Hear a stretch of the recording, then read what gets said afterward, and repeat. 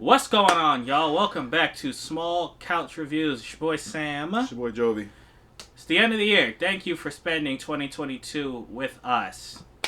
And yes, blessings. And we are very happy that we all made it through this year. And as last year, we're gonna wrap up. We're gonna talk about our top 5. We got our lists, and we're gonna talk about the top 5 things that we thought were just cool in 2022. We mostly do movies, but I think me and Joey say it's a lot. We're into a lot of stuff, so we're gonna try to talk about that. Although I think my list mainly is movies, honestly, but we had some good ones in 2022. So There's yeah, some really good ones in 2022. yeah, man. So we're gonna go ahead and get right into it.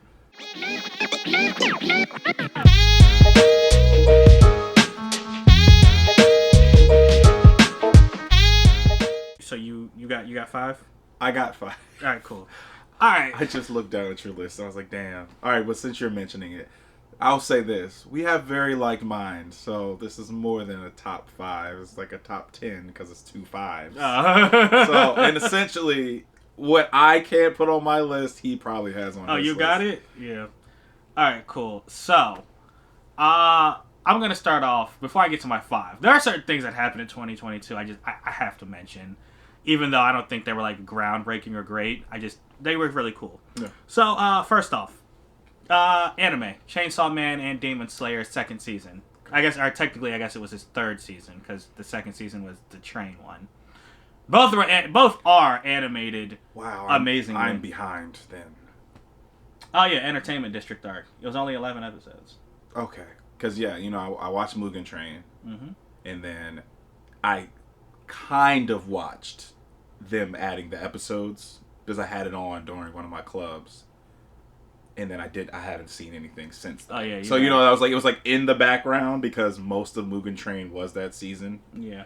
And I just need to go back and watch it, y'all, so we can talk. We really should talk about that. Yeah, it's dope. It's dope. Yeah. But animation off the charts. I think everyone knows that. Amazing. And I haven't Oh seen Chainsaw Man. I've seen the first episode. yeah, you gotta watch it. It's really good. I just love the story. And it's also animated really well. Keeping in the same vein, we just saw Avatar. I didn't like the movie, but the VFX, I didn't like the narrative that much. Let me say that. But the VFX, they're gonna be talked about for time immemorial. Another 14 years. Yeah, for real. Puss in Boots. Oh. Just because it was the surprise of the year for me. Glorious Puss in Boots. It was a surprise of the year for me. I can't believe how much I enjoyed that movie. Oh, man. And then in comic world, Immortal X-Men and Action Comics. I don't know what they were on this year, but I thought X-Men was gonna stink after Jonathan Hickman left the series. It was really good. I gotta talk about this. I'm going through a comic called Morning Glories right now to try to make a video about, but yeah, that's what I do in my free time. I gotta find time to talk about these comic books because I'm really into them and they're a big deal. They're awesome. Yeah. And then to wrap it up, we got the end of a show I love on Paramount Plus. It's called The Good Fight. It was the sequel to one of my favorite. Yeah, you're not. I started watching this when I was like, this came out so it's a sequel to one of my favorite network shows. I used to watch it with my mom. It was called The Good Wife. It was on for like 10 years. That's hilarious. That's really cool though. That you had something that you watched with your mom. Yeah, man. Like and that. then it was and then it went to Paramount Plus, and they just started swearing like sailors. So it just got cool. Oh, yeah. So that's it for my honorables. Let me get to my list. We're gonna start with number 5. 5. Project Iceman. Oh, wow. Okay. Not just because I enjoyed if you haven't seen it, Jovi got us red carpet access to this. So we got to walk a red carpet, go to a premiere in Tribeca in New York, and see Project Iceman. Yeah. It was, the whole experience itself is what I'm taking with me. I think it was the first one we've done, hopefully not the last, and it was incredible. The movie itself, it was good. It was a great story of determination and resilience. Yeah. But coupling that with us traveling there, seeing the actual I guess you'd call them cast of the movie. Because it's a documentary, so they're real people. But seeing the people in the movie, and just seeing like-minded people there just supporting this from Yes Theory, it was awesome. Straight up, really loved it. Number 4. The Peacemaker intro, specifically. It came out in January. It did? Came out in January. Oh my gosh, this year has been so fast. So, yeah. Specifically that, when it came out, I put on Instagram, it's the greatest thing on planet Earth, and I meant it. It was so good. like the dancing, the choreography. Yeah. Yeah. Then we get to number 3. This year in horror. There have been... It's not my favorite genre by a mile. It's crazy. We did see a lot of horror. But there have been some good horror movies this year. We had The Black Phone. Nope. The Scream 6 came out. And I actually just watched the entire Scream franchise this year. Like from 1 to 6. From 1 to 6. Okay. So I hadn't seen it before. So, and I really like how that subverted the whole horror genre. I didn't know it was like that. Mm-hmm. I really thought it was about a dude just killing people in a ghost mask. Then we had Prey, the Predator sequel. Is that really considered horror? It was all. I mean, the first. I guess it was kind of actiony too. Yeah. Then there's a movie called Barbarian. I don't think you've seen that yet. You guys too. We had The Menu and Bodies is my honorable mention. Because it was so bad, but like so good. It was just it was like a classic film. Yeah, man. It just that Bodies definitely was like why? It was a why, but it was like this was pretty good. Yeah, I mean, if you guys want to watch any of our reviews, that one was a pretty funny one for us to record. That one was, it was an interesting film. All right. So, yeah, this year in horror, that was my number 3. And then my number 2. The final season of Better Call Saul.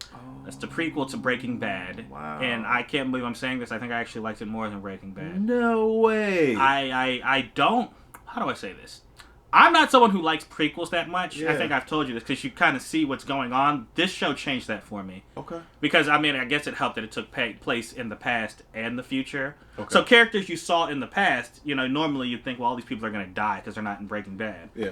But, you don't know what's going to happen to them. And in the future, you see some of them actually made it. So, yeah, it was really good. A very good send-off to a great character in Saul Goodman. I like that. That show was it was written very well. Yeah, I honestly almost have no complaints about it. Outside of the first season moving a little slow, I think overall it was great. Seasons. And then my number 1, which I think is going to be the number 1 on a lot of lists. Number 1. Everything, Everywhere, All at Once. Everything, Everywhere. Yeah, that's. It was the best movie I saw this year. It was the best experience I had this year. I don't know how they were able to shoot the movie the way they did. Oh, man. And that was a feat. Yeah, it was perfect. I think we gave it a 5 out of 5. Yeah, we had to have. And it was great. If we did it, we need to go back. Even after sitting on it and haven't seen it for some time, that movie was amazing. It's spectacular. I walked in on my mom watching it, and she thought it was. That's kind of a spoiler. It was just like, she's like, well, I'm going to have to watch that over again to understand everything that went on. And then the movie wasn't done. Oh, right. It was just like, that's how good it is. Yeah, exactly. Like, yeah. I see. I get what you're going. Yeah. But yeah, that's it. That's my list for 2022, y'all. That's a great list. I mean, very similar in vein. I have a little different things. I'll start with my honorable mention. It's just one. I don't really have much to talk about. I feel like 2020 for me was an overload of life. Mm-hmm. We did a lot. I did a lot in my personal life. Yeah. And yeah, I just have some things that really stood out. Honorable mention is something I've been playing for the last 2 weeks or week. High on Life. That's the one I showed you. Oh, with Rick the talking gun. Oh yeah. Yo, that game looks hilarious. It looks very fun. It's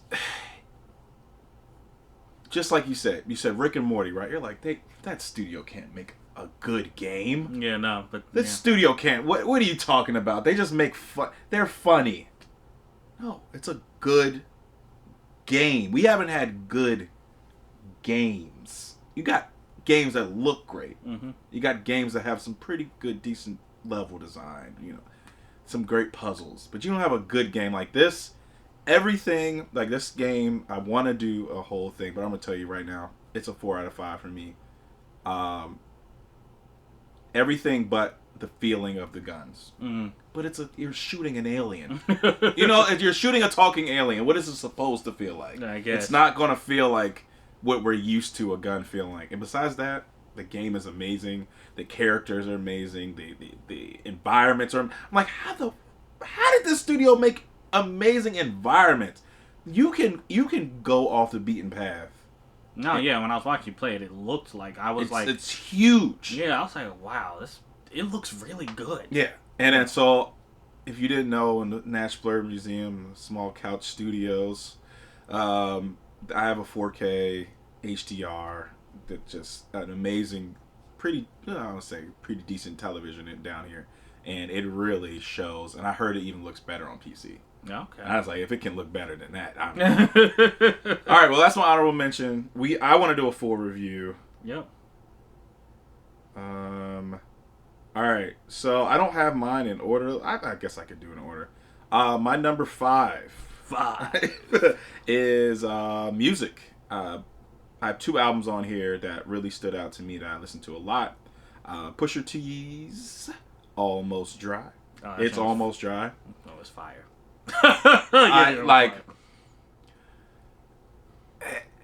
It was like all this talk that he can't make a great album again. He can't keep making great albums. There's no way he can keep making great. And it's like, man, he does it. I don't even care if you're not selling drugs anymore, man. The way he talks about it, it gets you, just gets you going. It feels good, and it's just his wordplay, everything. That's where he goes.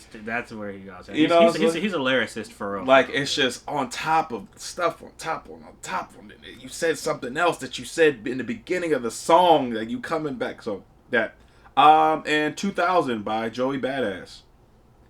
This guy had Nas start his album off. That's enough for me to be like, yo, this joint's about to be fire. And it was. This guy is younger than us. That's what I say. You know, I know of him and I've heard his singles. I don't think I've listened to a full Joey album. So just think of all your favorite 90s artists rapping about stuff that's going on today. Okay. Like, that's Joey Badass. Like, he's fire. I like that he's taking his time with his career.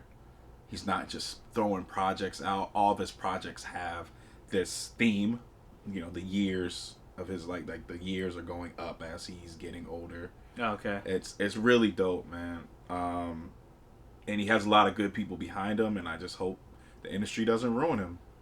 Simple as that. And the album's great. Like, that's an album that you can just put on and have in the background.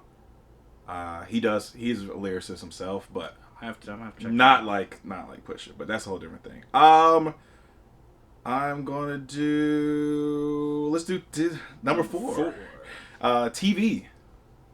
Andor. Andor. I can't believe I didn't mention that. Andor. Yes. I have even more thoughts since we did our review, and I want y'all to go watch that. That was. I'm taking back my complete dislike for that one episode. That was a good series all the way through. Bro, that's the best thing. Honestly, I think that might be the best thing Disney Plus put out. You know, I was like, I need to not be upset with writers actually trying to write a story. That was on me for being upset about that. It was too much dialogue in that episode, but at the same time, we got to learn characters. And so I take that. Seriously. I take that back. Like, maybe a little bit, maybe 5 minutes less of dialogue. But I mean, the thing is that in the end, a lot of those characters ended up not really mattering. Yeah. I mean, so that's what I'm getting at. Andor, y'all. Go watch the review. Yes. I have nothing else to say. Episodes 8, 9, and 10. The prison. Oh my gosh. With Andy Serkis. Amazing. So good. Amazing. I can't believe I forgot to mention that. Wow. My number 3. All right, so I don't know if y'all know this guy. Nigel Sylvester. He is a professional BMX rider. And, if you grew up in the 90s, that was really cool. BMX was the thing. The thing. Everyone wanted to have a half pipe, bro. Everybody. And this is a black guy from New York City that is a professional BMX rider, but he's also a creative. And as you see, I've seen the inside of this book, so I was like, why is this guy talking about a book he's never seen? This is my copy. It is still in the plastic. I will be opening it. It's like a coffee table. But this is a photo book. So if you don't know about him, he got popular by making a series called Go, where he recorded his life in New York City, just riding around on his BMX bike, going past all these celebrities, all these cool people, all these people in the industry, sports, music, entertainment. And it's just like, oh, hey, Nigel. And he's doing tricks the whole time. It's like Gymkhana on a BMX bike with your favorite celebrities. I'm sorry. How did he meet these celebrities on a bike? They're just standing in the street? They're just, how New York, every time I've gone to New York, except for our last time, I've seen a celebrity in the streets. Oh, wow. That's crazy. Yeah. It's just, I guess he was trying to, make it, it's over-exaggerated, of course. But that's how he got famous. He's done a few cities. New York is still my favorite. And then this book is from him in, I forgot what this is, like Madrid or something like that. And this is all photographed by one of his best friends. So it was great. I love when athletes can use their other side of their brain and get creative. I absolutely, that's awesome to me. And he's black, and he had a contract with Jordan. He has like 2 pairs of ones. Oh, wow. That I would love to have. His ones are even dope. His ones are a pair, just a regular ones, but they have scratches on where they would wear if he was riding a BMX bike. Oh, yeah, that's dope. Like that concept is crazy. They look dirty, so they look like an all-white pair of shoes, but they look like they're brown, and they have it's paint strokes and all this. Like, it looks like he tried to repair a shoe. It's really dope, man. And then he has a pair that's just for him. But whatever. That made number 3 just because of the idea that I feel like we're getting away from print media, and it's really cool to be able to just sit on a couch and look at something, not on your phone. Yeah. All right. Number 2. The Lost and Found Air Jordan 1. Okay. The Chicago's. Okay. Now, how many times Chicago's been released? Many times. I mean, this is where a lot of his career started. Everybody wanted a pair of Chicago's. Mm-hmm. This was dope because it had a story behind it. I feel like they're not making shoes with stories behind them anymore, man. Like, I love this idea that a pair of Jordans were a pair of Jordans back in the day. Everybody wanted them, but they were just a pair of shoes. Yeah. Right? So it was a big chance that these shoes could be found in a lost and found. or the box comes with paper from this made up shoe store, and then it has tags on it or the original price and a sales price on it. It's like this really dope. I'm pretty sure Sam's gonna have a picture of the box and the shoe for you. It's the concept behind it, and it's a pair of Chicago's, arguably the top 5 shoe, one of the top 5 shoes of all time. So yeah, that's my number 2. All right. And my number 1 is Everything, Everywhere, All at Once. Oh, wow. And I'll mention my honorable mention for a film, The Woman King. Oh, yeah. That was good, very powerful movie. Except that romance you hated. The unnecessary romance. Yeah. The only reason, that was the only... I feel like they just was like, let's add this or keep it in. Because it wasn't developed. Which means I feel like more film was taken. They just didn't put it in, so the romance made no sense. So maybe, I don't know, maybe in our director's cut, who knows? But yeah. So The Woman King is the honorable mention for film, and then Everything, Everywhere, All at Once. Ah, we came to the same number 1. That's crazy. Yeah, man. So good. Man. Like, not only is it so good, it's like, I don't know, like, I feel like, if you've been watching us or you know us personally, like, giving all different types of people chances in film, in art, in anything is impressive. You had an almost, majority Asian cast, and it was just amazing. Yeah. It's this idea that you have to have, you have to whitewash everything for it to be successful, kind of got killed with this, and I love it. Yeah, the writers, the choreographers. Yeah, that choreography was insane. And the visual effects team. Yeah, you told me Short Round did his elevator scene in 2 takes. That's incredible, man. Yeah. So it's like, these are like real martial artists. This guy disappeared from movies for 30 years? Yeah. And then came back, and it's like, oh shit, you still been training. Yeah. Like, you're still that dude. And even him, like, he was very modest in the beginning, but now he's all over press and everything. Like, I'm so happy I got this opportunity. And it's like, we're happy you got this opportunity, because now you have plenty of life left to make some dope movies. Yeah, man. And I'm ready to see him. And what's the main character's name? Oh, Michelle Yeoh. Yeah. She been making fire since she was working with Jackie Chan. Mm-hmm. So I ain't got nothing else to say. She's the GOAT of women martial arts. Straight up. There's nobody topping her. Got you. So that's Can't it. disagree. All right, so you got our 5, my 5, Jovi's 5. Thanks for watching, y'all. Let us know what you thought of 2022. What were your favorite things across all genres, as you see, because we're always interested. Let us know right down there in the comments, y'all. Thanks for watching. We will see you next year. Yes. So until then, we out. Deuces.